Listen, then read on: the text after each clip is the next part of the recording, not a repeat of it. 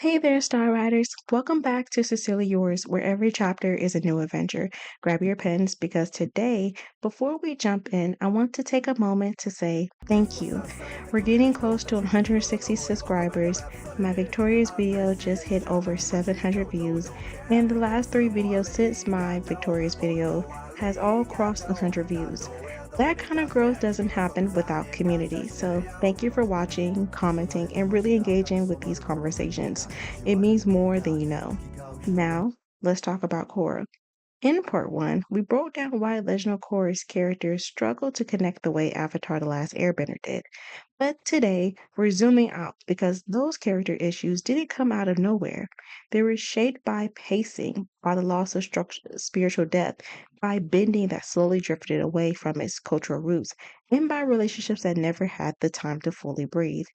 And somewhere along the way, Cora, a character who should have inspired a new wave of girls, got caught in a system that rushed her growth instead of nurturing it.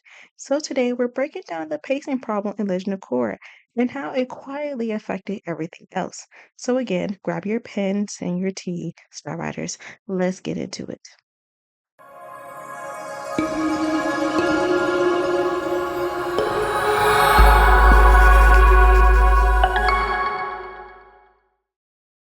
Problem with Legend of Korra's villains wasn't just pacing, it was placement.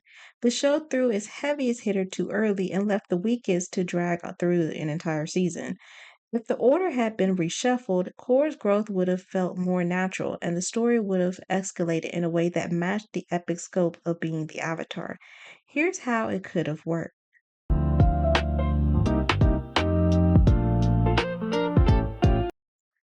Unalaq makes the most sense as the first villain because his betrayal was straightforward. He's a textbook false mentor, someone Korra trusts is only to be deceived. Facing him first would have been a strong starter arc because it sets up Korra's tendency to act impulsively, trust the wrong people, and learn the consequences of poor judgment. Instead of jumping straight into Armon and the Equalists, this season could have focused on Korra's ties to her water tribe heritage, the spirit world, and her importance as a young avatar. And the benefit of it would give Korra a personal spiritual challenge to start her journey while also laying the foundation for the spirit world's importance in later seasons.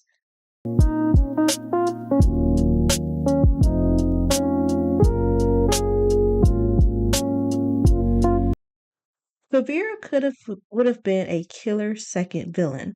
She represents structure, order, and nationalism, opposite of Korra's free-spirited nature. If she rose to power early on, she could have challenged Korra's leadership, her sense of responsibility, and her ability to stand up to authority. This would be the perfect time to start exploring Republic City's politics and the balance of power between nations. Kavira's militarism could have served as the bridge between Unalaq's spiritual challenges and the ideological chaos that will follow later. Benefit of it would be early exposure to political and structural conflict, showing Korra that threats aren't just magical or spiritual, they're human and they come from within society itself.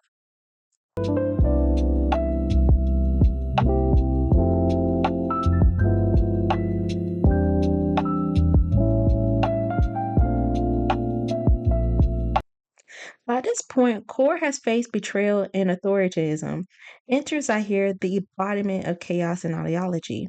Having the Red Lotus as the third threat would have been a perfect way to destabilize everything Core thought she knew. His philosophy would test her mentally and spiritually, forcing her to question what the Avatar role even means in a changing world. With more episodes, we could have seen the Red Lotus philosophy spreading across the nations, making Korra confront the fact that people might actually agree with her enemy. The benefit of it would be pushing Korra to her lowest point, physically broken, spiritually shaken, and mentally scarred. Perfect setup for the final villain.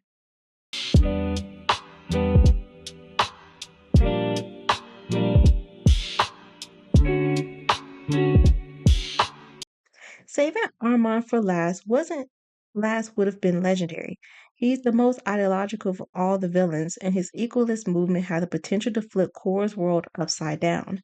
Imagine this, after everything she's endured, betrayal, militarism, chaos, Amon rises back into the spotlight, using her scars, mistakes, and failures as propaganda to rally the people against her. He wouldn't just be a villain, he'll be a mirror holding up every flaw Korra never truly overcame. This would make the equalist revolution not just a cool concept, but for the final exam for Korra as the Avatar. To win, she wouldn't just need strength, she need wisdom, humility, and the trust of the people. That's a finale worthy of the Avatar's legacy. And the benefit of that would be giving the story a climax where Korra has to prove that the Avatar still matters in a world that's ready to move beyond her. A true test of balance between humans and benders, ideology and power, past and future. And that's the real tragedy of Korra's journey. It wasn't just about fighting villains, it was about how disconnected she felt from everything, from the very things that should have grounded her. Armand, Zahir, Kavira, Unalaq, they all test her in different ways, but what made Korra weaker wasn't just the battle she fought, it was the guidance she didn't have. Unlike Aang, she rarely connected with the avatars before her, and that missing link showed. On top of that, even the bending itself, cultural identity and artistry behind it, it felt stripped away in Legend of Korra.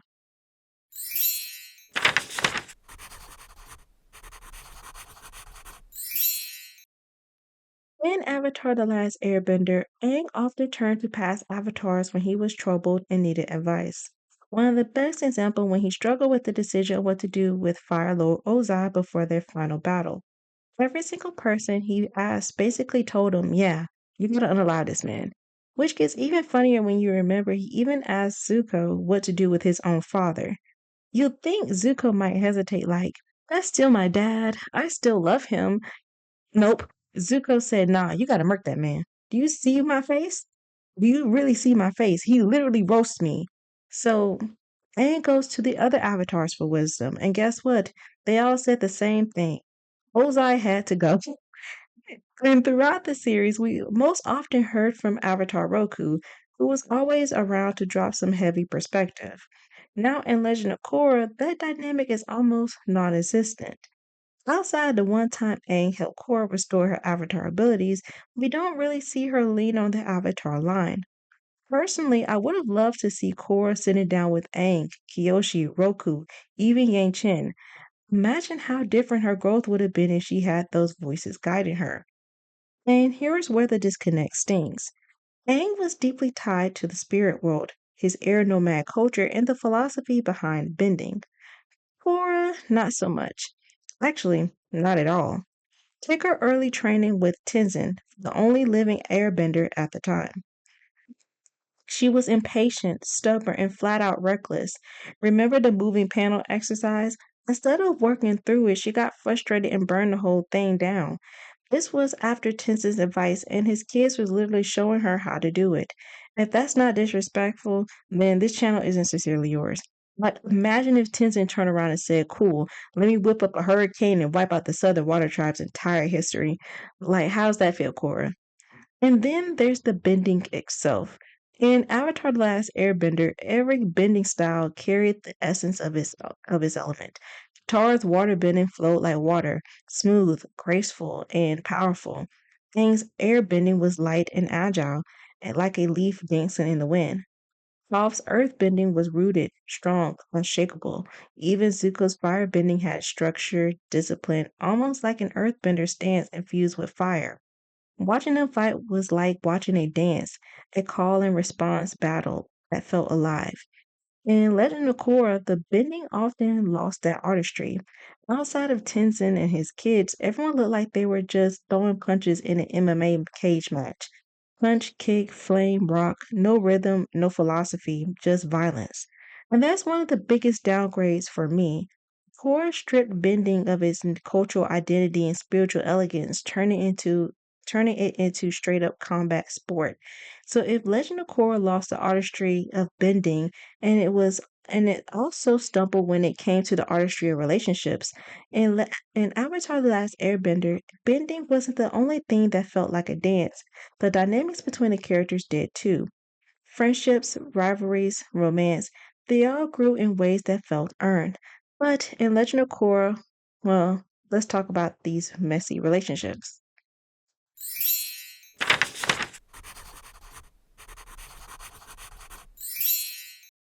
One of the biggest critiques fans had about Legend of Korra was how it handled relationships, both romantic and platonic.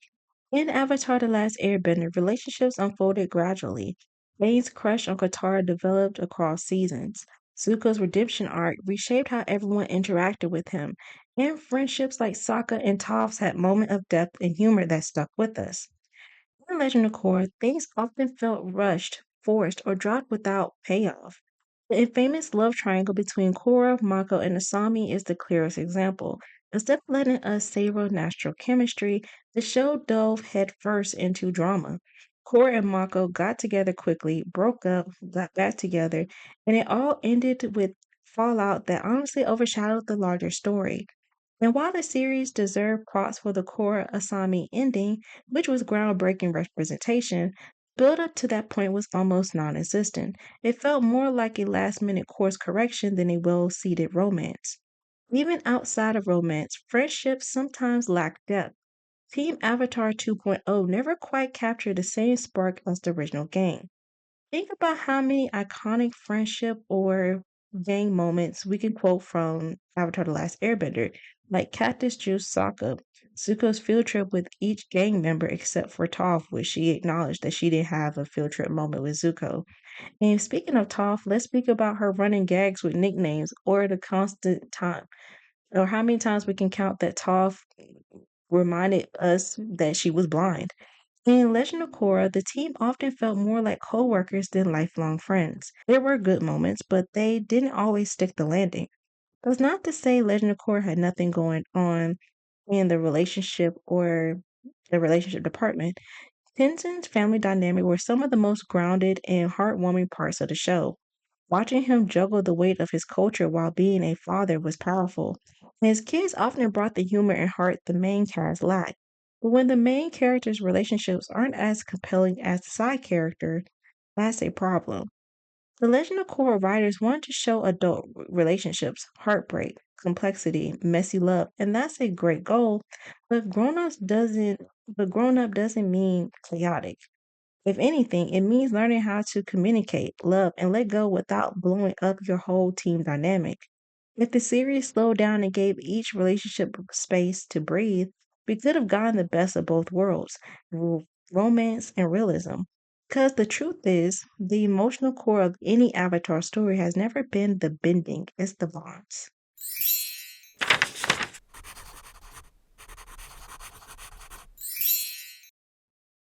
When Legend of Korra ended with Korra and Asami walking to the spirit world hand in hand, it made headlines. It was groundbreaking for Nickelodeon to even suggest a same sex romance on screen back then.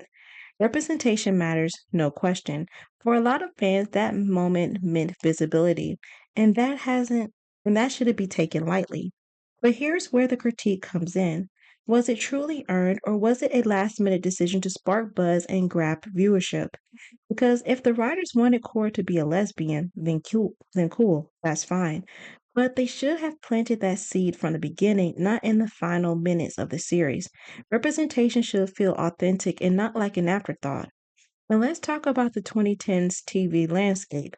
By that time, more and more shows were starting to highlight LGBTQ plus characters, and not just for storytelling, but because network noticed it grew attention. Think of series like Glee or Pretty Little Liars. When queer characters or relationships were introduced, they spiked online conversation and, yes, viewership. Representation was both socially powerful and commercially profitable.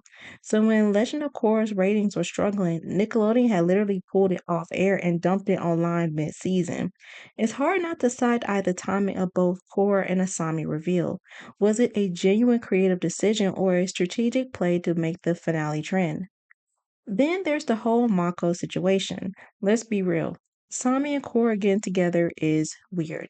These are two women who not only dated the same guy, but spent a good chunk of the show competing with each other, shading each other, and low key shitting on Mako. Then suddenly they're in love. Imagine being Marco. You've dated both of them, broke up with both of them, and now your two exes are holding hands like, actually, we love each other now. That's not progressive, that's messy. And it doesn't read as a natural romance. It reads like a writer's room twist. If anything, the execution undercut what could have been a beautiful love story. Korra and Asami deserve more than a hand-hold fade to black. If the creators had committed to their relationship earlier, given it space to breathe, and show us their chemistry develop naturally, it would have been powerful. Instead, it came across like a shock value finale moment, one that made Nickelodeon look bold, but left fans asking, did they do this for the story or for the headlines?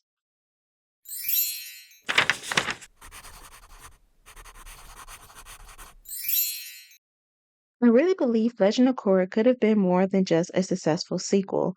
It could have been culturally impactful for kids, especially for girls. Think about the early 2000s and early 2010s. If you were a young girl turning on the TV, how often did you see a female lead who was allowed to be powerful without being molded into what society thought a girl should be? A lot of female leads still carried expectations tied to femininity. Kim Possible was iconic. She was capable, confident, and saving the world on a daily basis. But she was also still framed through cheerleading, fashion, and the girl who can do it all and still fit in archetype. Empowering, yes, but still safely digestible. You can see the same patterns with the girls from Totally Spies. They were spies, fighters, and problem solvers, but their stories were deeply tied to shopping, beauty standards, romance, and appearance. Their strength existed alongside a constant reinforcement of femininity as performance. Then there's Starfire. She was incredibly powerful, emotionally open, and kind, but her innocence, softness, and hyper femininity made her strength feel non-threatening. She fit comfortably into the sweet girl archetype, even while being one of the strongest titans. And even action-oriented characters like Katara, who is beautifully written and deeply empowering, were still rooted in traditional femininity. Katara's strength was often tied to nurturing, emotional labor, and caretaking. Powerful, yes, but still aligned with what girls were expected to be. None of these characters were bad, many of them were iconic, but they represent a very specific message.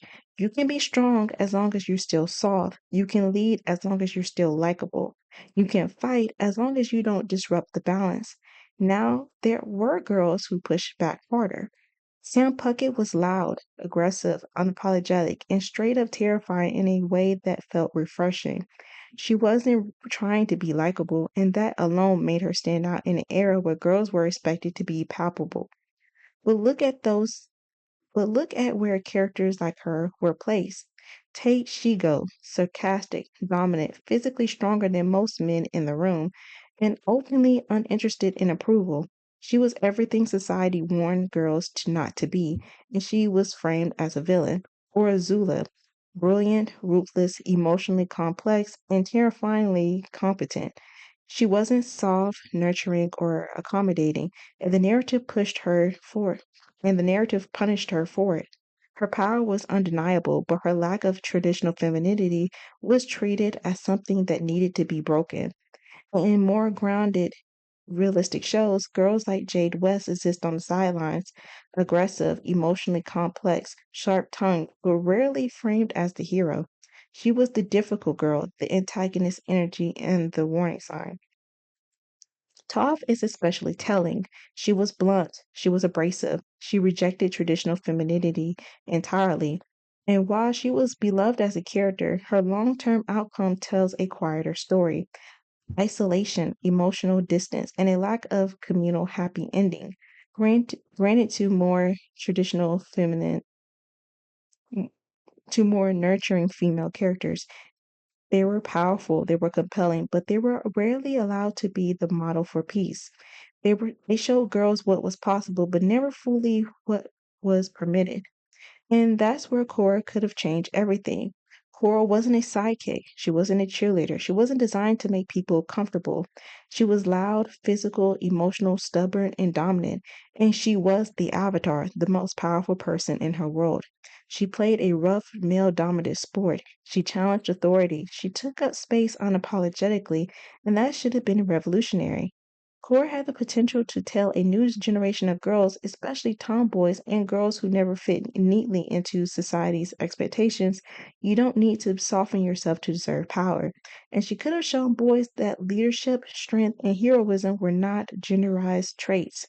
But instead of fully stepping into the cultural moment, Legend of Korra faltered, not because Korra herself was a bad idea, but because the story never slowed down long enough to let her become that symbol. Weak pacing, messy relationships, and repetitive arcs kept her running in circles instead of moving forward. And that's the real tragedy of Legend of Korra.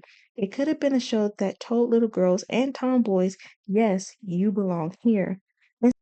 Instead, it became a reminder of how easily powerful representation can be undermined when a story doesn't give it time to land.